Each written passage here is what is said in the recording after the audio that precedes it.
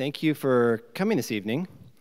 I appreciate braving the weather to come out here. Today's been a nice day, but sleep has been at a premium in our household. My 9-month-old has not been able to get too much sleep with all of the going down into the tornado shelters and then going up to avoid the flooding and so forth. So I'm Ross Faith. I'm the executive director of the Tulsa Debate League. Our mission is to provide students in Tulsa, in Title I schools, with the opportunity to participate in debate education that builds critical thinking skills, communication skills, literacy skills to succeed in college and career, and become engaged citizens in our democracy.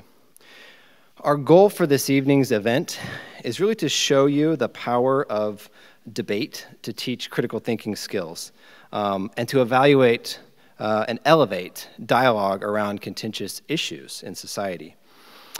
We hope that this evening serves as a model for civil dialogue, that we can disagree with each other on a contentious issue and still respect one another's position. But we also hope that we set a standard for what constitutes debate, that debate requires evidence, it requires reasoning, and an ability, importantly, to listen and to empathize with others. You'll see two students debating in the first portion of the evening. We'll introduce those two students in just a minute. And then in the latter part of the evening, a panel of community leaders and experts who have a lot to share about the issues around immigration and refugees. Tonight's program would not be possible without the support of our sponsors. The event is funded in part by Oklahoma Humanities and the National Endowment for the Humanities. Any views, findings, conclusions, or recommendations expressed in the program do not necessarily represent those of Oklahoma Humanities or the National Endowment for the Humanities. It was also made possible by the Oklahoma State Department of Education, which funds much of the work we do at Will Rogers Jr. and Senior High School, as well as the George Kaiser Family Foundation and the Charles and Lynn Schusterman Family Foundation. Our program is broader than this public debate, though. We serve 29 schools, 25 teachers, and over 400 students. And this program is made possible through the generosity of many Tulsa families and supporters, including the Hilly Foundation, the Zero Foundation, the Frank and the Flint Foundations, Lobeck Taylor, and the Kaleidoscope Foundation, among many others. The last 2 weeks has been a very harrowing set of weeks for our city, but it's demonstrated, I think, why Tulsa has been recognized as the most generous city in America. Finally, we want to encourage the audience to get involved in and support our public schools. We have a foundational belief that public schools are the bedrock of American democracy. To fulfill that promise of democracy, every child deserves access to a great public school. And great public schools, at a minimum, must mean that students receive education that teaches them how to critically evaluate information, not just access it, but to challenge assumptions and think through assumptions, to articulate their views, to prepare them for college and career, and to challenge them to be their best selves. I know a few activities that do that as well as debate does. We're proud to partner with Tulsa Public Schools and Will Rogers and all of our public school partners. So I hope that at the end of this event, you consider getting involved in our public schools. We'd love to see you volunteer at one of our tournaments, which you can do by checking out our website. Now I want to turn the evening over to our moderator, Hannibal Johnson. Hannibal is a Harvard Law graduate, an author, attorney, and consultant specializing in diversity and inclusion issues, human relations, leadership, and nonprofit leadership and management. He is taught at the University of Tulsa College of Law, Oklahoma State University, and the University of Oklahoma. Johnson serves on the Federal 400 Years of African American History Commission, a body charged with planning, developing, and implementing activities appropriate to the 400th anniversary of the arrival in 1619 of Africans in the English colonies at Point Comfort, Virginia. His books, including Black Wall Street, Up from the Ashes, Acres of Aspiration, Apartheid in Indian Country, Tulsa's historic Greenwood District, and The Saunders of Chandler chronicled the African-American experience in Oklahoma and its indelible impact on American history. Johnson's play, Big Mama Speaks, a Tulsa Race Riot Survivor's Story, was selected for the 2011 National Black Theater Festival and has been staged in Co, Switzerland. He's received numerous awards and honors for his work and community service. If you'll please join me in welcoming Hannibal.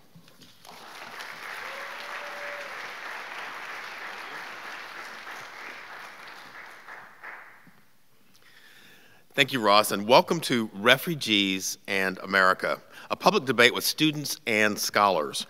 Our topic could hardly be more contemporary, compelling, and consequential. Over the past several years, Central American migration to the United States has been the focal point of significant media and public policy attention. The number of unaccompanied children and families fleeing the region has risen dramatically. In 2015, approximately 3.4 million Central Americans resided in the United States, representing 8% of the United States' 4.3 million immigrants. 85% of Central Americans in the United States were from the Northern Triangle, formed by El Salvador, Guatemala, and Honduras. Substantial Central American migration is not a new phenomenon. Civil wars, political instability, and economic hardship first drove significant numbers of Central Americans northward in the 1980s. The population from that region living in the United States more than tripled. Despite the end of political conflicts in the early 1990s, family unification, natural disasters, and persistent political and economic volatility drove additional migration. Many individuals entered the U.S. illegally. Following a series of natural disasters in the region, Salvadorans, Hondurans, Nicaraguans became eligible for temporary protected status, offering provisional protection against deportation and eligibility for work authorization. The region continues to suffer from poor political and socioeconomic conditions, including some of the world's highest homicide rates and widespread gang violence. These factors drive ongoing migration. A growing number of unaccompanied children and families from Central America have arrived at the U.S.-Mexico border since 2011, largely from the Northern Triangle. In fiscal year 2016 alone, U.S. Customs and Border Protection intercepted nearly 46,900 unaccompanied children and more than 70,400 family units from El Salvador, Guatemala, and Honduras arriving at the United States-Mexico border. From 1980 to 2015, the size of the Central American immigration population grew nearly tenfold. What is the appropriate balance between adherence to law and policy on the one hand and the extension of compassion and empathy, humanity, on the other? This evening, we hope to offer you critical information and insights to begin to address that question. So our debate proposition for the evening is as follows. Resolved, that the United States federal government should prioritize foreign aid to Central American countries over refugee admission. At this time, it's my pleasure to reintroduce Ross Faith to lead the student debate portion of tonight's program.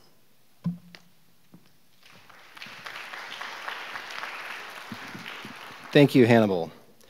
Okay, first I want to introduce our two debaters. I want to make a note initially that Jamaica Reed was not able to make it this evening, had a family emergency, and Dylan Spencer will be taking her place. Dylan didn't know until about 3 o'clock today that she was going to be doing this debate, but she has done a terrific job preparing for and accepting the challenge to come up here on the stage. I think few of us would be willing to put ourselves out there on such short notice, and she's in 8th grade and she's already ready to do it.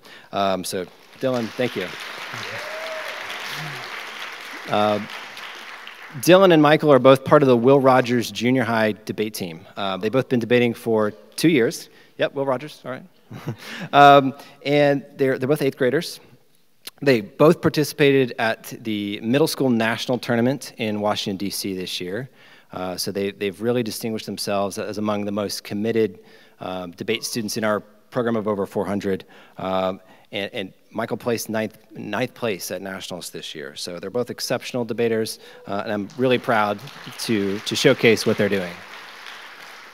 So the way this is going to work is Michael is going to be representing the affirmative, supporting the proposition that the United States should prioritize foreign aid to Central American countries over refugee admission. And Dylan will be negating the resolution, saying that we should not prioritize foreign aid, and that we should instead prioritize refugee admission over foreign aid. Michael will open with an affirmative opening statement of 3 minutes, followed by Dylan's negative opening statement of 3 minutes. There'll be an affirmative rebuttal of 2 minutes, a negative rebuttal of 2 minutes. Then they'll have a period that we'll call cross-examination or crossfire while they ask each other questions, and then they'll both have closing statements. So without further ado, I'm going to let Michael take the stage.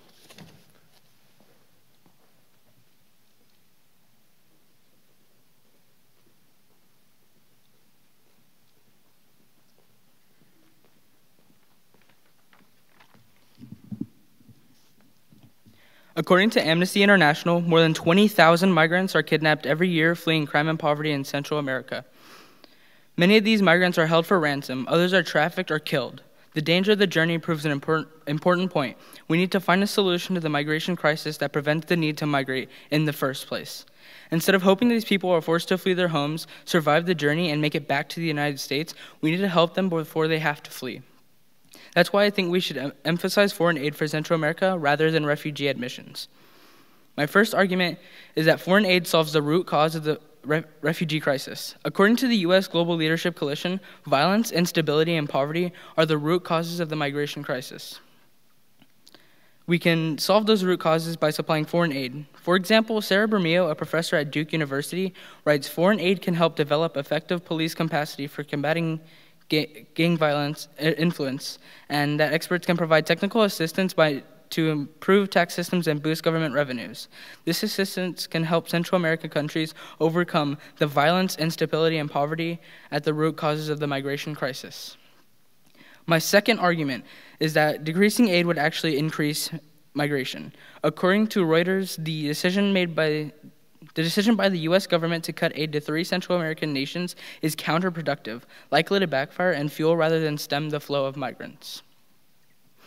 As we know from Amnesty International, along the way, many of these men, women, and children suffer assaults, robbery, and abduction by criminal gangs. So with these horrible things happening to these migrants, we really want to increase aid and reduce migration so that fewer people are forced to make this journey in the first place. My third argument is that refugee admissions actually cost more than foreign aid. When a refugee comes to the United States, we provide housing, language classes, and job training. We end up spending about $12,000 per refugee per year for the first 5 years they are here. On the other hand, the United Nations High Commissioner for Refugees said it needed about $1,000 per person per year to help them in their home countries. The math is clear. Foreign aid is more cost-effective than refugee admissions. For these reasons, I hope you will agree with me in today's debate that we should emphasize foreign aid for Central America rather than refugee admissions. Thank you.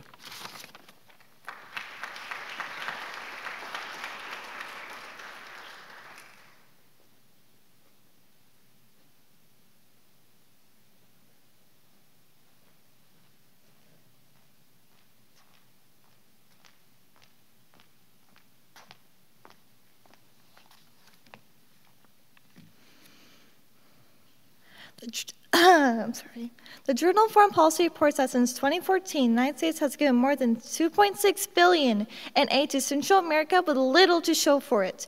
In fact, some of the most important policies for Central American economic growth have already been in place for more than a decade, yet growth and economic development remain stagnant. Clearly, foreign aid isn't working. While the United States has spent a decade trying to figure out how to help Central America, thousands of migrants have fled to our borders. We can't keep waiting. We have to help these people now. That's why I think we should emphasize refugee admissions instead of foreign aid. First, my opponent said that foreign aid can solve the root cause of migration, but I would tell you that foreign aid actually makes the problem worse. Unfortunately, many leaders in Central America are corrupt. Ryan Berg, a research fellow at the American Enterprise Institute, notes that in Guatemala, President Morales is dismantling the UN Anti-Corruption Commission. In Honduras, President Hernandez potentially rigged the last election in his favor. In El Salvador, President Sanchez-Serén has been connected to drug cartels. Giving aid to corrupt leaders only allows them to stay in power longer and commit worse crimes. We should not continue to fuel corruption through foreign aid. Second, my opponent says that loss of aid would increase migration, but I would tell you that refugee missions can actually help Central America more than foreign aid. While foreign aid fuels corruption, allowing migrants to stay in the United States will allow them to rebuild their lives. Moreover, if we use our money on foreign aid, then we won't have the money to resell migrants in the United States, and we would be forced to send these migrants back. Deporting these migrants back to their home countries will only worsen instability in Central America. While migrants are sent back, they have very few options. According to Michael Shifter, an adjunct professor at Georgetown University, deportees find few alternatives to illicit activity when they return to their home countries, and deportations have the unintended consequences of adding strains to already weak Central American institutions, aggravating criminal violence and insecurity. That means sending refugees back will only make the problem worse. Third, my opponent says that aid is more cost-effective, but I would tell you that foreign aid is too slow. Thousands of migrants are already here and need help now. Foreign aid takes a long time to have an impact. As I said earlier, we'd be giving billions of dollars for over a decade. And we're still waiting. Admitting refugees into the United States allows us to start helping people immediately, and they can't afford to wait. For these reasons, I hope you'll agree with me in today's debate that we should emphasize refugee missions instead of foreign aid for Central America. Thank you.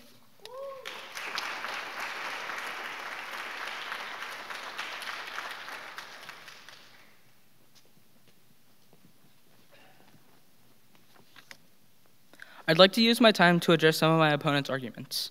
First, my opponent says that foreign aid increases corruption, but I would tell you that we can target foreign aid. Target aid on anti-corruption measures like police training and democratic reforms. Target aid on nonprofits and non-governmental organizations, so it goes to the community and avoids giving it to the corrupt leaders. Second, my opponent says that deportations increase instability, but I have two responses. First, we can focus foreign aid on economic development, like job training and small business loans. Second, foreign aid helps everyone in the country, not just a few people. And as in few people, we mean the 100,000s at the border. Millions of people in a country versus the few thousands at the border is a big comparison. Third, my opponent says that foreign aid is too slow, but I have three responses. First, many organizations are already in place, going through a process of sending aid with an effective organization. Second, refugee resettlement is slow too.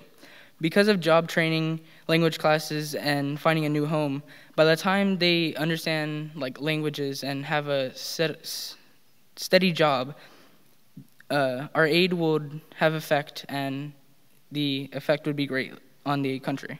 Third, foreign aid helps more people overall. Like I said before, the millions compared to the thousands is a big comparison to make. We're helping millions while the opponent is helping thousands. Thank you.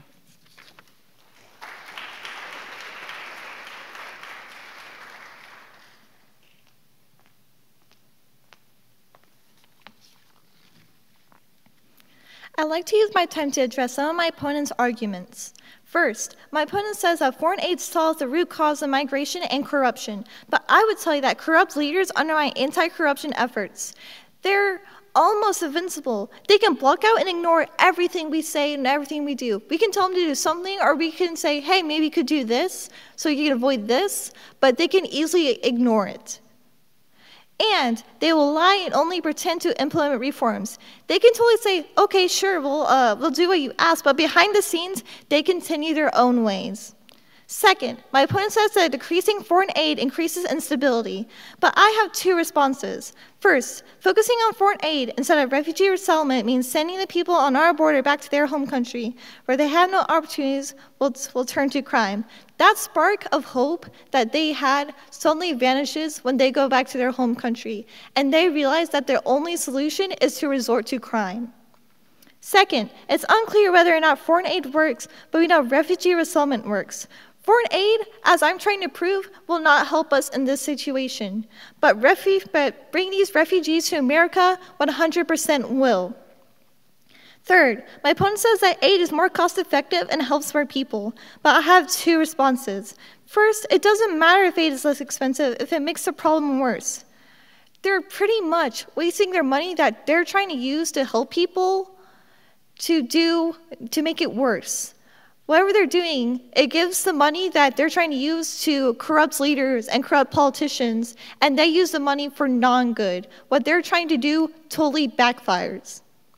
And second, the US is the richest country on earth. They're trying to say that we cannot afford to give this money to help bring refugees into the United States, but since we're the richest country on earth, we can obviously afford to bring these refugees into the United States. Thank you.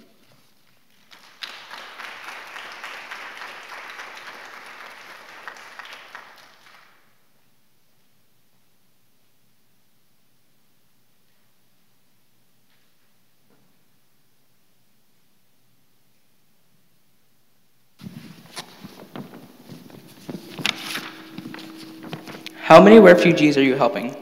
Well, there is 10,000 of refugees currently at the US border right now, and even more in Mexico, where we would help as many as possible. How can you be so sure that corrupt leaders won't undermine anti-corruption efforts? In order for the corrupt leaders to get the aid, we will have them accept anti-corruption measures. You're resettling a few thousand refugees, but shouldn't we prioritize foreign aid since it helps the whole country? No, because foreign aid is ineffective. That's why we shouldn't prioritize it, because it doesn't work. Central American countries have received a lot of foreign aid over the past few years. Can you point to any examples of that aid working? Yes, there was a study done by Amnesty International of a murder rate in Honduras and how with the help of foreign aid, the murder rate had declined. Can you describe some of the problems refugees face at the border? Lack of housing and medicine. They also face sickness from cold and poor sanitation. If we stop admitting refugees and deport all the people currently at our border, when we send them back, we give them a one-way plane ticket to the capital city. How do we know those people will be able to find housing, jobs, and take care of themselves? If we send the foreign aid, they would have plenty of opportunities when they get back. Wouldn't refugees face discrimination in the US? Refugees are facing discrimination right now. That's why they're being denied access at the US border. Wouldn't refugees have more opportunities in America than in Central America? Like I said, if we send foreign aid, then it makes more opportunities that are really good. No further questions.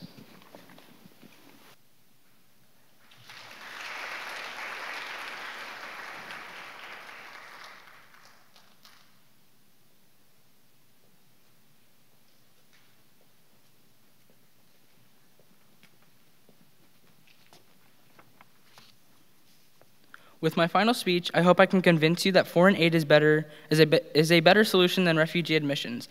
I have 3 key ideas that I hope will prove my side of this debate. First, magnitude. Consider the magnitude of the problem. Foreign aid helps millions of people suffering and dying. Refugee resettlement only helps a few thousand at the border. Again, as I said before, the millions compared to thousands is a big difference. Second, targeted aid. When we target aid effectively, we can fight corruption. For example, whistleblower protections, police training, and democratic reforms. My opponent's assumptions about corrupt leaders taking foreign aid for themselves only applies in theory, and not when we take actions to target our aid effectively. General assumptions don't affect a specific targeted aid. Third, stability. Foreign aid will create stability in Central American countries. By sending this aid to Central American countries, it will help the country entirely. Aid supplies money, job training, and economic specialists. These countries need our help, and foreign aid can accomplish this goal. The aid would have a great impact on these countries, and these countries need it more than the U.S. would. Thank you very much for your time.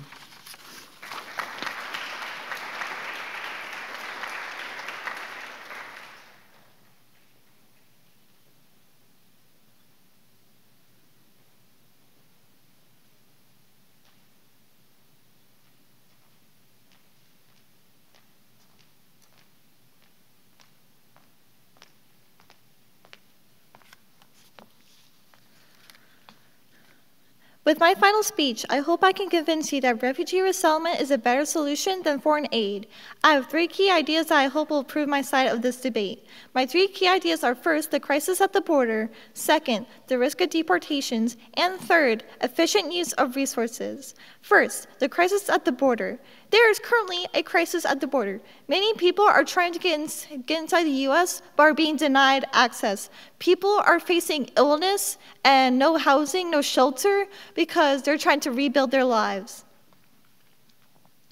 Tens of thousands of people are trying to come to the U.S. As I said, a lot of people, they're getting sick. They have no shelter, and they're just waiting for us to let them in. And doing foreign aid won't let them in. We're just bringing them back to their home country. And we have to solve the crisis at the border first. We're thinking about doing foreign aid. Right now, foreign aid is pretty much hard to do. We're basically, as I'm saying, that if we do foreign aid, it's just going to make the problem worse. Maybe if we put in more refugees in the United States, then maybe we can actually consider using foreign aid. Second, the risk of deportations. If we don't have the refugees at the border, then they are going to be deported. The hurt they go through, the illness, the no shelter, the people at the border who are just waiting with their spark of hope, it vanishes. That spark of hope is thrown in the trash can. All the hurt that what they went through is for nothing.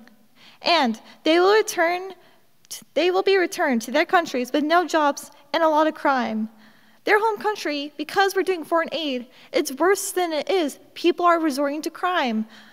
And there's no jobs anymore to work out of it. So that's their only solution, is to do crime.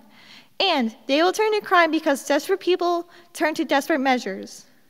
As I said, that spark of hope that they have, that they're holding on to while they're at the border, it vanishes. When they go to their home country and they realize that the only solution is to resort to crime. Third, efficient use of resources. We've been giving foreign aid to Central America for over a decade. If foreign aid could actually work, we would have seen like a slight change in how foreign aid is actually helping, but we've seen nothing. And if we've seen nothing, then we are doing foreign aid for no reason. And aid has not fixed the problems, especially with the amount of corruption. The corrupt leaders and the corrupt politicians, they're like a shield. They're potentially shielding these refugees from trying to come to the U.S. with foreign aid. The money that they get, they don't use it for these refugees who are trying to come to the United States. They don't use it for these people who are suffering. They instead use it for their own greedy matters. And refugee resettlement works, so that's where we should spend our resources. We know that resettling refugees in the United States 100% works. We aren't sure about foreign aid. We don't know if it works. But with refugees, bringing these refugees to the United States, we 100% know that this will work. Thank you very much for your time.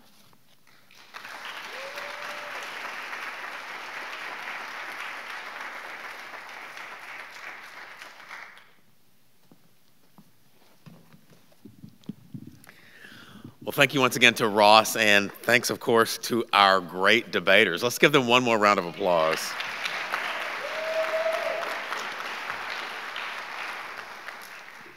Now it's my privilege to introduce 3 distinguished Tulsans who will help us advance this critical dialogue.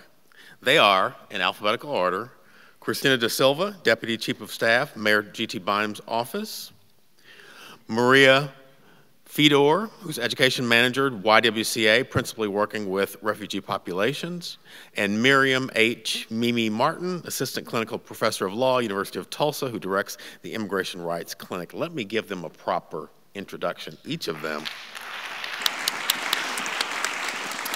So first up, Christina De Silva. Mayor G.T. Bynum named Christina De Silva as his new Deputy Chief of Staff beginning January 14, 2019. She previously served as the city's Director of Community Development and Policy and led the New Tulsans Initiative, which involves implementing the comprehensive roadmap for building a more equitable Tulsa while fostering connections between all immigrants and long-term residents. In her current role, De Silva continues to oversee the New Tulsans Initiative and provides strategic planning and project management services at a larger scale for the mayor's office. Education and community engagement are two of her primary areas of focus. Prior to her work with Mayor Bynum, De Silva worked for the Community Service Council as a community planner and program coordinator, focusing on Hispanic family engagement and improving educational outcomes among Hispanic students. She holds a Bachelor of Arts in Spanish Language and Literature and German Language and Literature from Western Washington University and is currently pursuing a Master of Science in Human Development and Family Science at OSU Tulsa, where she's a graduate research assistant. Ms. De Silva is an active member in the community and works closely with Birth Through 8 Strategy Advisory Committee, the Coalition of Hispanic Organizations, Tulsa Assistance League, and Hispanic Young Professionals. In her official capacity with the city, she serves on the Gilcrease Museum Board of Trustees, the Tulsa Park and Recreation Board, and the Tulsa Authority for the Recovery of Energy Board. Please help me welcome Christina De Silva.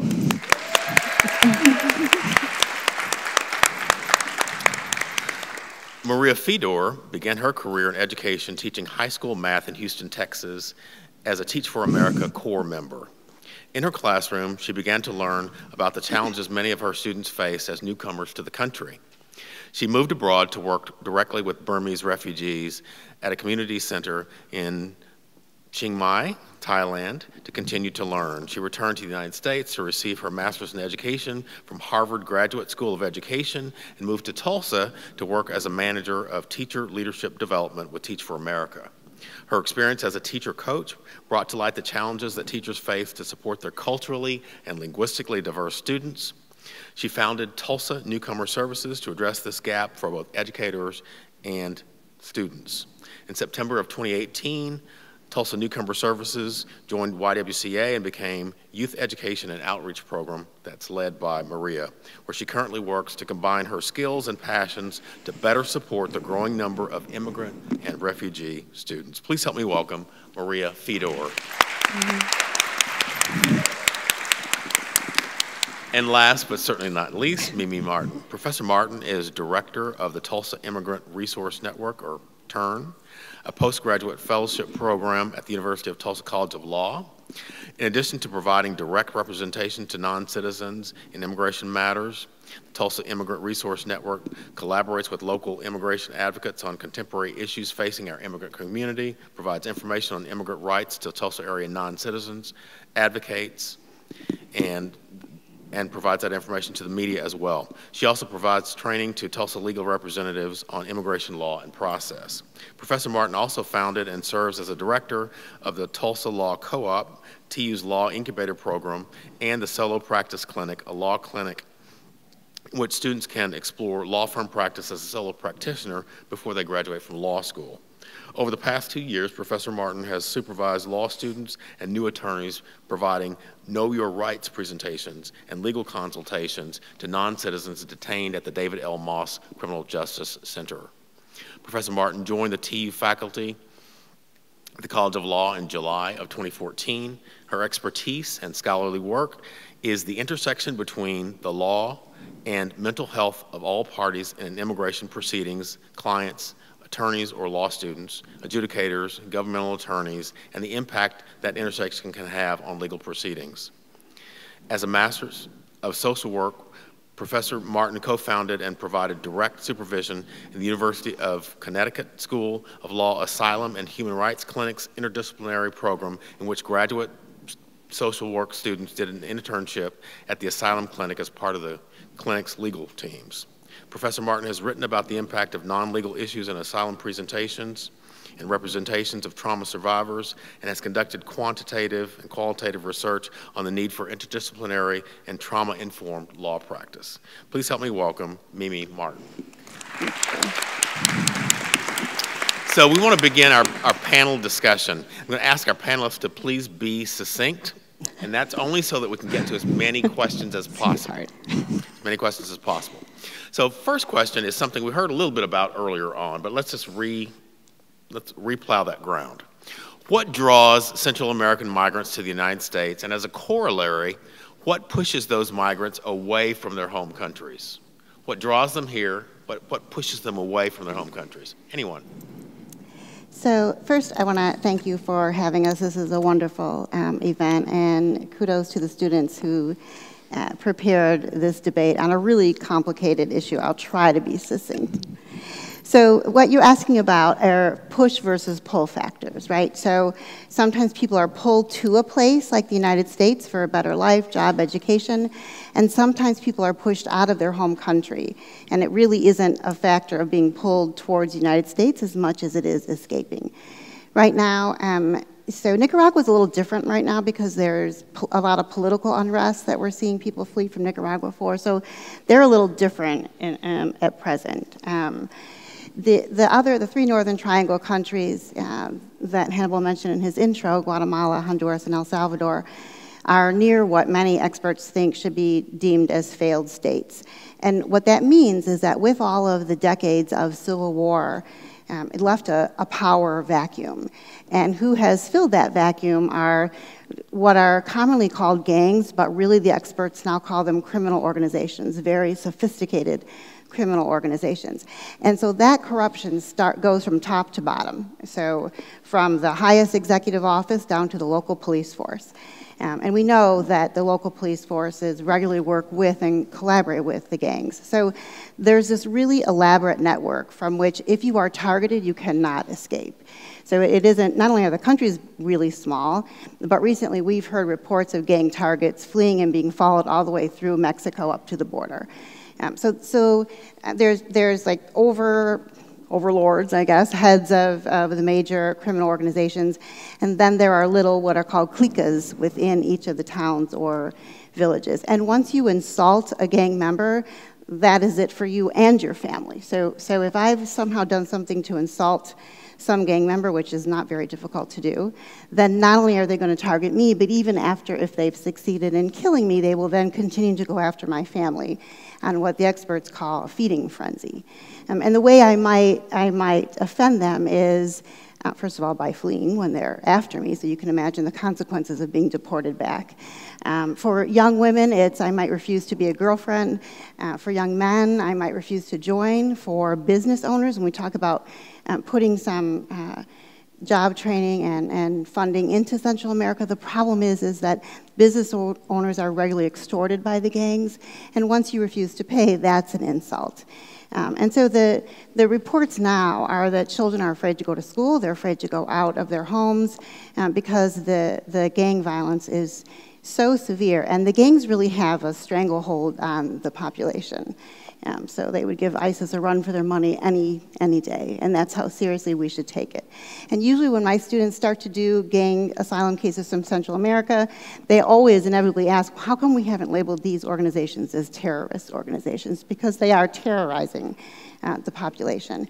And the latest scheme that we heard from our expert is that, you often hear who is susceptible to being pulled into gang membership, right? You often hear about children who might not have homes or are poverty-stricken or have a broken home, and all of these wonderful theories that we see here. But right now what's happening is that the gangs are specifically targeting the good kids, the kids who are doing well at school, the kids who might go to church, the kids who never get in trouble. And the reason they're doing that is because they know no law enforcement is going to target a child who has no history of any kind of gang involvement. So it's pretty much got these tentacles like a cancer that has grown over the entire region. And relocating has all kinds of issues. So if I relocate to Christina's town and I'm new there, people are automatically going to assume I'm relocating because the gang is after me. And she may even decide to turn me into the gang herself to keep the spotlight off of her and her family. So it's a pretty hopeless situation right now. And that's why you see the people being pushed out. And human beings have been migrating for as long as we have existed on this planet. So the patterns of migration really aren't different than we've seen for millions of years. But what it is when there's danger or there's lack of food, you leave that place and you go to the next place. And so when we look at the dangers of this journey, the incredible dangers, and I think Michael talked about what happens to people along the way, which is absolutely true. I think the next question we have to ask is, what in the world would make somebody take a journey like that if it weren't for utter desperation and impossibility of living in these countries? Okay, great, thank you. Maria, let's go to a different question for you. What would you say is the one myth about immigration that you'd most like to dispel? The one. So I think one of the main myths, and so I look at this from an education perspective and working directly with students the majority of my time. I think the idea that every student who is an immigrant is the same and has the same experience and the same story and brings with them the same background, while the same is true for everyone in this room. Every single student who is an immigrant or a refugee or an asylee or whatever their legal status might be has their own unique experience and their own reason for coming to the United States. And their own unique needs as well as strengths that they're bringing with them. So along with that, students who are immigrants in the United States are not coming as like a blank slate with nothing. They have lived a life and they have gone to school, they have lived different experiences with their family, with their friends, in their country that have shaped their view of the world and that they're bringing with them, and that impacts the way that they interact in every different setting. And so I think a lot of educators, when they have a student in their classroom that is new, it's often seen as like, oh, the student has nothing. They're bringing nothing with them, when they have so much richness and so many assets and so many lived experiences that positively impact their lives, while still needing a lot of support in different ways. They're not coming with nothing, and they have a ton of strengths. And yeah, so I would say that that's one of the biggest myths that I see in education specifically. Right. Christina, I know that you've worked closely with a variety of immigrant populations. Give us some ideas of what the demographic mix is of our immigrant community here in Tulsa. Yeah, so I think that is one thing that I wanted to have a chance to talk about. I'm noticing that there is a lot of emphasis on immigrants from Central America. And in Tulsa, we do have a majority of our immigrants who come from parts of Central America like Mexico, Honduras, Salvador, and other parts of Central America. But we actually also have a very diverse immigrant population here in Tulsa. We have folks that are coming from various parts of Asia, various parts of Africa and Europe. When we look at demographics, you know, some of our fastest growing populations are actually coming from parts of Asia. We are a city that has had a history of receiving immigrants because of our generous community that Ross referred to earlier. We have institutions, faith-based institutions like churches that have been receiving immigrants from parts of Laos. We have a growing Hmong population, and more recently we've been seeing more folks coming from Burma, who most of them are coming as refugees. So I think that's definitely something to always keep in mind when we're having conversations about immigration. Is you know, it's a very diverse population we're talking about, and kind of echoing what Mimi and Maria have mentioned earlier. Everyone has like their own reasons for coming to a place like Tulsa, but I think it's also something that's helped our city grow in a lot of positive ways. Great, thank you. Maria, back to you. What do immigrant communities fear? And does it vary by the demographic? So the majority of my work is with immigrants, refugees from Burma. And so it was actually interesting. So with the New Tulsans initiative, I had a group of students meet with Christina whenever she was doing a lot of research and doing focus groups to learn about what different communities within Tulsa want to be true. And so with those students, it was really interesting to hear directly from them their fear around, not necessarily for them, but like their families around police. What do I do whenever something happens? Like, can I trust the police? How do I call the police? How do I know that they're not going to do something to me for reaching out to them, even if something bad happened to them and it wasn't anything that they had any control over. And so I think there is, and I think that that's true across a lot of different groups, but specifically for the Burmese population, I know hearing directly from them, just how do I work with the police to make sure that I'm safe, that's I think pretty true across a lot of different groups, but specifically hearing it from them was really powerful. Okay. Let's continue with Mimi on that topic of just sort of fear, perhaps, but what's been the effect of the various proposed travel bans? A lot of fear. When the travel bans were first proposed, TU met with a group of international students who talked about being afraid to stay, being afraid to leave for the summer. Would they be allowed back in?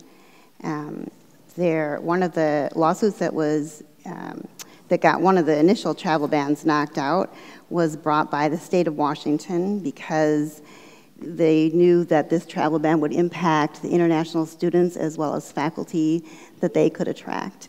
And so it really has had a very chilling effect. And we have many anecdotes of people getting caught up in entrances at the airports, for example, by Border Patrol misinterpreting the new laws and what countries they're applied to and what visas are good and what visas are not good. We also have had many reports of family separation. So we all heard about family separation at the southern border, but one of the impacts of the travel ban is that it's not unusual if you have a mixed immigration status family. So if we were wed and Maria was a U.S. citizen and I was here as a resident or a green card, the rules are different for how we can travel and how long we can stay in different places. And so you see a lot of impact. And this was actually immediately because there were people on planes already on their way here when the first travel ban was rolled out. Rather chaotically. So that was sharply obvious in the beginning, but that hasn't stopped. So there are stories of families being stuck in pretty dangerous countries like Iran, where one family member can get out and the rest cannot. And so there's a whole path of destruction that has followed these travel bans. Great, thank you. Christina, we've all heard talk about building the wall on the southern border and having our neighbor to the south, Mexico, pay for it. Has that had any kind of discernible impact on immigrant and refugee communities?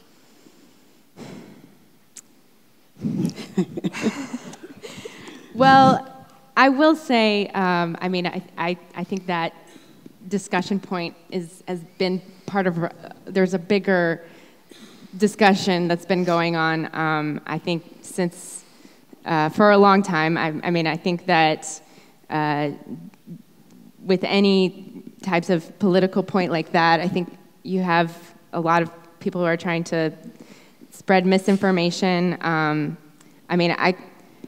I can't say specifically about the issue of the wall, but I can speak to, for example, a lot of the presidential campaign that we've had for the last 2 years ago. I think that it had very much a chilling effect to be having messages, misinformation, anti-immigrant, xenophobic remarks being spoken to the public. And so I know that was definitely something that really challenged myself personally. But then I think it also challenged our mayor. I think he realized that as a city, we can have another message. We can have a message that speaks to welcoming immigrants and why immigrants are important for our growth. And so that's definitely been something that we've tried to push for okay, you can have a lot of stuff happening at a federal level, but let's talk about how we want to present ourselves locally here as Tulsans. What does it mean for Tulsa to have immigrants coming here? And so that's been one of the exciting things, is to be able to see this issue from a local perspective and be able to, have folks come together and, people from different backgrounds be able to say, no, immigrants are important for our city. We need immigrants because they help our city grow, both socially and economically speaking. We have immigrants here who have been able to really help our city move forward in a lot of different ways. So how can we think of it more comprehensively? How can we be making sure that the students that Maria sees, that they get access to the same college supports as anybody can have? Because ultimately, those young people, the immigrants that Maria sees, are going to be in our workforce. They're going to be our doctors. They're going to be our teachers. They're going to be supporting our local economy.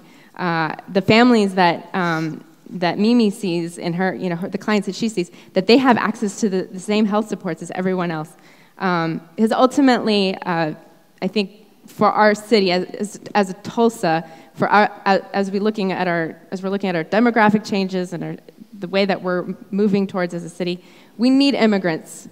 That's the way that the city is moving towards, and if we're not thinking of it as a welcoming through a welcoming perspective, we will have a lot of challenges. So I don't know if that answers your question, but that's kind of how it's affected, I guess.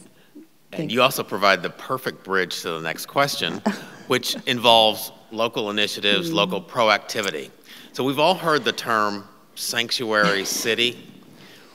What is that, and why do some people disfavor cities who choose to be so-called sanctuary cities? Yeah, so that's a really good question. So when I first started in my job with the Mayor G.T. Bynum's administration, he asked me to basically look and see what is it that cities can do to support their immigrant population. And so in a lot of my research, I found that yes, there are some cities that have declared themselves sanctuary cities, and legally speaking, there really isn't. I haven't found a real definition of what that means. Sanctuary cities have done different things in various parts of the country. A lot of them have put into place policies that basically ban local law enforcement from enacting or enforcing federal immigration policies. So I think a couple people may be against that because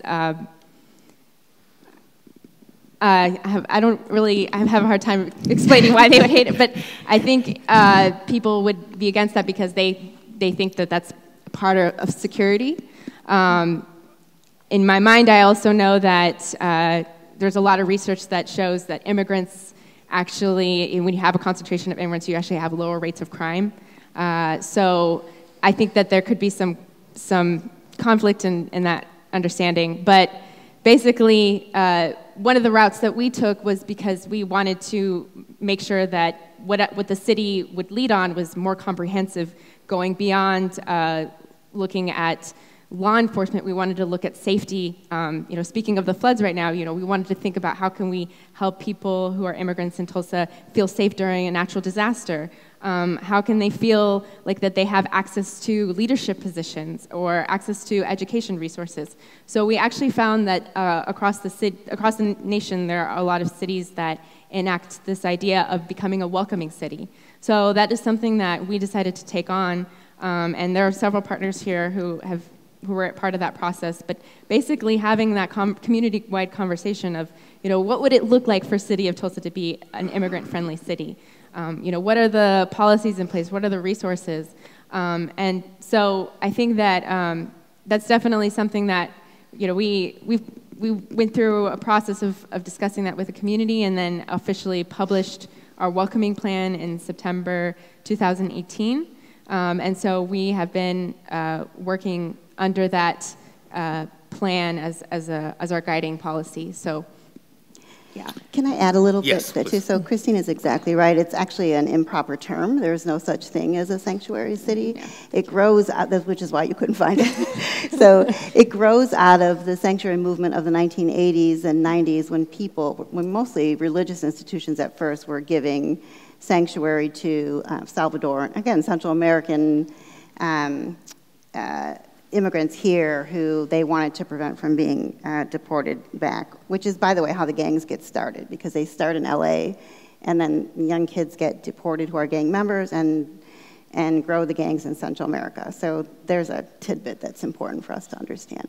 So what it refers to are cities that have refused, for example, to put their very scarce and precious resources towards enforcing what is federal law. Immigration is federal law only. The states and localities have no jurisdiction to enforce immigration law. And so those are states or cities that have made a decision that their resources are not going to be used to check for immigration status, for example. And the myth around how that makes the rest of us unsafe is that at any point in time, any local law enforcement is able to call Immigration and Customs Enforcement, otherwise known as ICE, which is the law enforcement arm of the United States immigration enforcement system, and say, hey, we have somebody here who we think is a bad guy, and we want you to check his citizenship status or any immigration status. So at any point, nothing prevents a local or a municipality from making that phone call to ICE. Right, and so that's part of what the myth and the political rhetoric, what gets lost in that is that it actually decreases safety when you have local policies that interact with federal policies, because then you're increasing what Marie talked about in terms of the fear of immigrant communities to contact law enforcement. And if people who are victims of crime are unwilling to call law enforcement, that's what makes the rest of us, all of us, unsafe. Let's talk a little bit about two terms that are probably at least vaguely familiar to people in the audience. One is the DREAM Act, and the other is DACA, Deferred Action on Childhood Arrivals. Let's just kind of define, Marie, you want to start off, kind of define those two terms and tell us a little bit about the status. This one I might pass over to me. So DACA is Deferred Action for Childhood Arrivals. And the DREAM Act, DREAM stands for? Oh, that's a really hard question. Sorry. I haven't looked at that in years. That's a really good question. That's a good question. Google it real quick. Google it. Somebody's got Google on their phone. Just look it up. Photo friend? Yeah, that's a really good question. We haven't looked at that in years. Kind of tell us what it is. Yeah. Well, what's proposed to be. So the DACA is for children who were brought to the United States, and I don't know all the dates or the ages, but I know Mimi looked them up recently. So refresh my memory. For children who are brought to the United States before a certain age and a certain date, and they are able to apply for a work permit and protected status for 2 years at a time, and are able to, there's a few other requirements that they have to meet. And then the DREAM Act is something that has been proposed many, many times to Congress, but never had any real momentum. But it is the act of allowing young children or young immigrants who are brought here to be able to apply for permanent resident status. And I will, did I misspeak? Yeah, no, I mean, the one thing historically that again gets missed in the rhetoric, which is sort of a lesson, you should always be an informed voter, because there's a lot that is hidden and complex and nuanced, is that deferred action is a very old concept in terms of U.S. immigration law. And it simply means, just like a prosecutor might decide not to prosecute you when you're arrested, that the government has determined, first of all, we don't have the resources to deport every single person who's here unlawfully, because that's going on to 12 million people right now. And so they pick priority enforcement. So someone who has committed terrible crimes, or someone who has already been ordered removed for one reason or another. And so the idea of deferred action was that, well, there are all these mitigating factors to whatever a person has done, and so the government makes a promise for a certain amount of time not to deport that person based on any actions up to the point where they were given this deferred action thing. So it was not a new concept when it was proposed, directed at the kids at all whatsoever. And it's still used in other forms. We have a program where there are so many, there's like a 13-year wait for a certain visa. And while that waiting is going on, if the government feels like the person has presented a good case for a visa, they will give them deferred action, which, as Marie mentioned, comes with work authorization. So it wasn't a new concept. What was new is applying it to children who were brought here and who entered unlawfully with a parent, and below a certain age is 16. And it's a really, this is why I had to review it today, because it was a fairly complicated set of circumstances that all, sort of the opposite of a perfect storm, that all had to come together. There had to be a GED or high school education or enrollment in the same, no criminal history whatsoever, and here on certain specific days. And then it was discretionary, which means that even if you submitted all of this evidence and said you meet all the requirements, you could still be denied, and we've certainly had that happen. And then the DREAM Act was supposed to, so DACA was a consolation prize because Congress refused to get on board and pass the DREAM Act. And so DACA was enacted in 2012. There was an attempt to expand it later on, and there was a group of states that sued to prevent the expansion. It was supposed to be expanded, making some of the restrictions a little looser, going up to an older age, and including some of the parents. So, and the issue with DACA right now, so there are 800,000 young people who were granted DACA. And let me just say that these are some of the most fierce advocates I have ever worked with. Incredibly brave students putting themselves on the line for the good of their population. And this administration has tried to rescind DACA, and where it stands right now is that there are no new applications being accepted, people can only renew. They went through a time where they tried to strip a bunch of kids of their DACA, and the ACLU fought back and won. We had a case that was a plaintiff in one of those. So right now it's a fairly, has a lot of, I think, sadness surrounding it because it was such a big effort to recognize that these kids are our kids. And so right now it's for the most part at a standstill. Okay. So quick question for each of you, starting with Christina. We'll just go down the line. What should those of us who are concerned about immigration issues be doing right now? Right now, I would say I think it's excellent that folks are attending events like these because A, you get information, and B, you build connections with people. I've found that you can give a lot of statistics, you can throw a lot of numbers, but building those personal connections are probably one of the most strongest things you can do. So I think building connections with people in your community, both with immigrants, non-immigrants, and in Tulsa, and I think also there's a lot of local opportunities to become involved as well. I know that there's, at the county level, there's a lot of discussion happening with our local county jail, and maybe you could probably share a little bit more about that. But I think that there's a lot of opportunities to be engaged in terms of advocacy, being informed, and also just being a good neighbor. So, yeah. Great, thank you. Maria?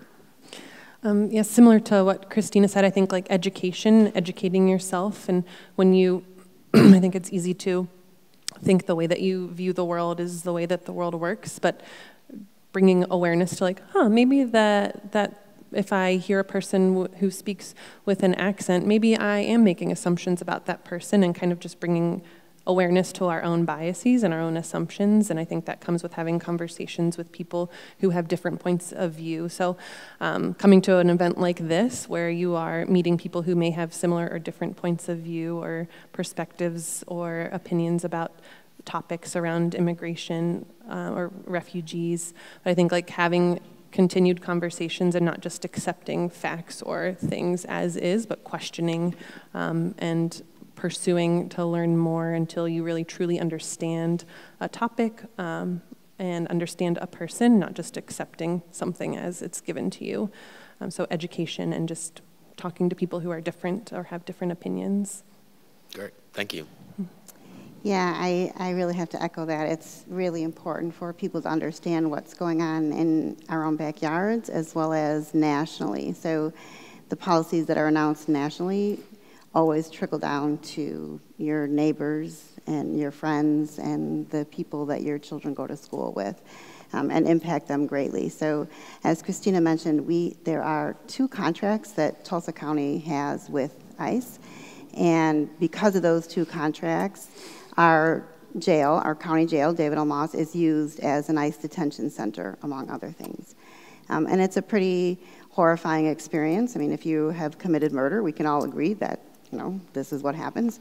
But when you're an asylum seeker and you're a torture survivor and you come to the United States for refuge and you're put in jail, that should raise everybody's eyebrows. And so in the jail is a mixture of people from directly up from the border. We have had victims of the recent family separation policy in our local jail. And also in the jail, because of the other agreement, are, you know, you might be surprised who's there, relatives and friends and neighbors that you or your children may know. And they might be in there for very serious crimes, but there is always a certain number that are in jail for things like driving without a license, which in Oklahoma, a person who has no immigration status cannot get a driver's license.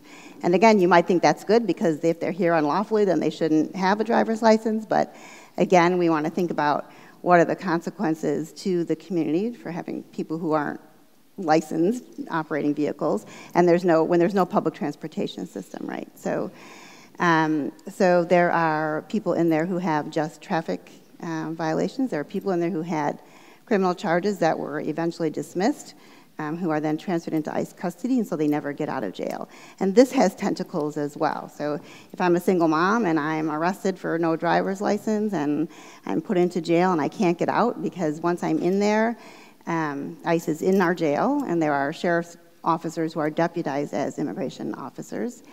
And if I have no status, which means I have no documentation, I have no authority to be here, then I'm not going to be released, probably ever, unless there's some way I can get authorization to stay here, which is really limited to a very narrow portion of the population. So that means now my children are going into foster care. And I don't always get a seat at the table about what happens to my kids. We've had women deported without ever seeing their children after being in jail for a year, without ever having a voice in juvenile court of whether they want to bring their children with them or if they want their children to go to a loved one here or any say in the foster care system. So we've had women who the jail fails to transport to juvenile court hearings about custody and their parental rights. So it's, again, our own little version of family separation that's quite devastating. And as we all heard on the news in terms of the national family separation policy, separating a child from his or her family is an extraordinarily traumatic event that we don't know that children recover from. And so what is it, when we talk about New Tulsa's initiative, what are we doing to the next generation when we are incarcerating people for a lack of criminality? So I would say it's really important to understand all of this. There are many groups, and there's a big coalition to get the commissioners to terminate the contracts with ICE, which would make a giant difference in how immigrants feel in our community. So there's lots of work to be done, and I'm happy to be a resource after, or I'm easily found, I understand, on the TU's website, which is scary, but yes. So one more, just a quick answer to the question from everybody. What gives you hope in terms of immigration and the refugee population? I think their strength and resilience. I don't know if I could go through what we see people go through in an effort to save themselves or get a better life for their families. I think children are our future, and getting to work every day with young people and see like the hope that they have, and how passionate and committed they are and how resilient they are, like drives, because it's very hard to work with people who are saying negative things about kids or about immigrants or about refugees, and very hard to change mindsets of people to change their view or to think differently about the way that they view the world. But whenever you get to work with a child and see them like committed to giving back to the community that has welcomed them, or to give back to the community that they came from, and to know like that they will make a positive impact, is very hopeful. Oh, great, thank you. I echo what Mimi and Maria said, but I think to add a little bit, Tulsa has actually a very entrepreneurial immigrant population. So immigrants are actually 76% more likely to start their own businesses in Tulsa than a native-born U.S. Tulsan. So when I think about like the context of all the stuff that's happening, I think about folks who are choosing Tulsa as their new home, choosing to start their own businesses here in Tulsa, and how the ripple effects of that will actually carry on into our economy. It'll carry on into our communities. I know it's a very financial and money-driven way of looking at it, but when I think about the people that are choosing Tulsa to grow their families and to bring their livelihoods and to grow the city as well, to contribute back, that really gives me a lot of hope, and it just kind of keeps me going when it's difficult. Absolutely. Thank you so much. I want to close with a poem. It's called Immigrant Struggles. It's by Krithika Srinivas, and she says, "My parents came to America with $60, clutched between their anxious fingers, the same ones they used to build me my future.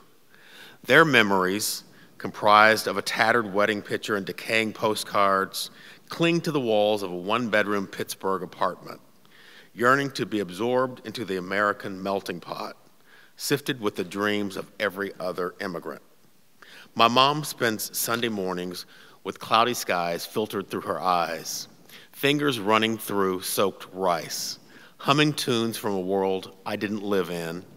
And when I look at her, I see an America that doesn't have to have a glazed turkey on the kitchen table or spools of blonde hair. I am a child of sacrifice, raised on the gurgled melodies of a land that streaks my blurry dreams. I am peppered with love and glass promises that I dangle with every failure because here I cannot afford to fail. So when you tell me to go back to my country, I gaze at the beige walls of my house, built atop their weary bones, looking at the ceiling as they have, sleepless in their ambitions. I stand still." Thank you, Ross Faith, for your passion for public discourse and your commitment to elevating our youth.